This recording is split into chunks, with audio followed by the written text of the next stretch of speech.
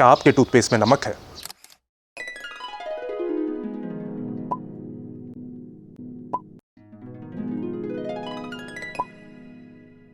अभी हाल ही में मोदी ने अपने निष्पक्ष और सेक्युलर होने का ढोंग छोड़ा और अपनी असली संघी बिगटरी दिखाई इस वीडियो में। पहले जब उनकी सरकार थी उन्होंने कहा था कि देश की संपत्ति पर पहला अधिकार मुसलमानों का है। इसका मतलब ये संपत्ति इकट्ठी करके किसको बांटेंगे? जिनके ज्यादा बच्चे हैं उनको बांटेंगे, घुसपैठियों को बांटेंगे। क्या आपकी मेहनत की कमाई का पैसा घुसपैठियों को दिया जाएगा? अब मॉडल कोड ऑफ कंडक्ट तो मजाक ही हो गया है, इलेक्शन कमिश्नर जो पालतू है। पर मोदी का ये स्पीच ना सिर्फ कम्युनल है पर फैक्चुअली इनकरेक्ट भी है, क्योंकि मनमोहन सिंह के जिस स्पीच की ये बात कर रहे हैं, अगर वो स्पीच आप पूरा देखें तो आपको पता चल जाएगा कि मोदी मनमोहन सिंह की बात को विदाउट कॉन्टेक्स्ट प्रेजेंट कर रहे हैं और हिंदुओं को डरा रहे हैं। पर जैसे ही मोदी का स्पीच आया, लाखों आईटी सेल चिंटू लग गए उसे वायरल करने में। एक के बाद एक रील मेरे फीड में आने लगे। तब कर दी मैंने एक गलती।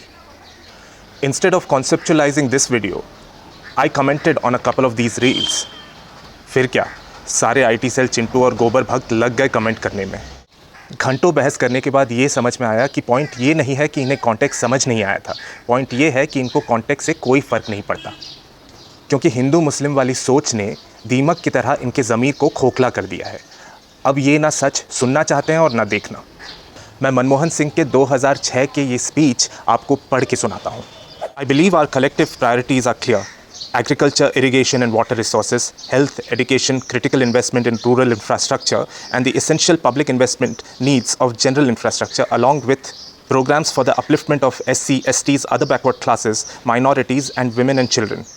The component plans for scheduled castes and scheduled tribes will need to be revitalized. We will have to devise innovative plans to ensure that minorities, particularly the Muslim minority, are empowered to share equitably in the fruits of development. They must have the first claim on resources. The center has a myriad other responsibilities whose demands will have to be fitted within the overall resource availability. Speech English में है, ये excuse भी नहीं दे सकते, क्योंकि Lalan top जैसे channels ने इसका कॉन्टेक्स्ट हिंदी में पहले ही समझाया था। ये वीडियो देखिए। इस भाषण का हम आपको वो पैराग्राफ बताएंगे जिसमें ये कथित विवादित लाइन है, ताकि आप संदर्भ समझ सकें। भाषण अंग्रेजी में है, आपको स्क्रीन पर उसकी इबारत नजर आ रही होगी। मैं सहूलियत के लिए उसका हिंदी अनुवाद बताता चलता हूं। मनमोहन सिंह ने कहा था, मेरा मानना है कि हमारी सामूहिक प्राथमिकताएं स्पष्ट हैं। कृषि, सिंचाई, जल संसाधन, स्वास्थ्य, शिक्षा, ग्रामीण बुनियादी ढांचे में महत्वपूर्ण निवेश और सामान्य बुनियादी ढांचे के लिए आवश्यक सार्वजनिक निवेश की जरूरत है। साथ ही अनुसूचित जाति, अनुसूचित जनजाति, अन्य पिछड़े वर्गों के लोग, इनके उत्थान के लिए कार्यक्रम हो। अल्पसंख्यकों, महिलाओं और बच्चों के लिए कार्यक्रम हो। अनुसूचित जातियों, अनुसूचित जनजातियों के लिए योजनाओं को पुनर्जीवित करने की भी जरूरत है। हमें नई योजनाएं लाकर यह सुनिश्चित करना होगा कि अल्पसंख्यकों को और खासकर मुस्लिमों का भी उत्थान हो सके, विकास का फायदा मिल सके।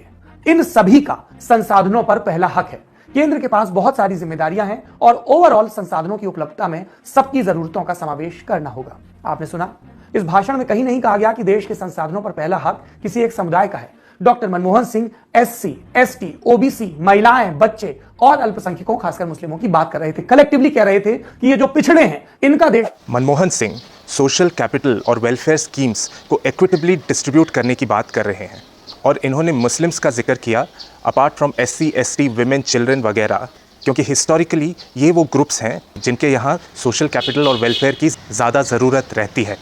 एक बंदे ने मुझसे पूछा, अपने ही देश में हिंदू क्यों लास्ट में रहे? पता नहीं ये विक्टिम मेंटालिटी कब जाएगी हिंदुओं की। मैंने उसके सवाल का जवाब दिया कि Hindu community is largely privileged. In most cases उन्हें सोशल कैपिटल की ज़रूरत ही नहीं होती। एग्जाम्पल के तौर पे आप मेरी फैमिली को ले लीजिए।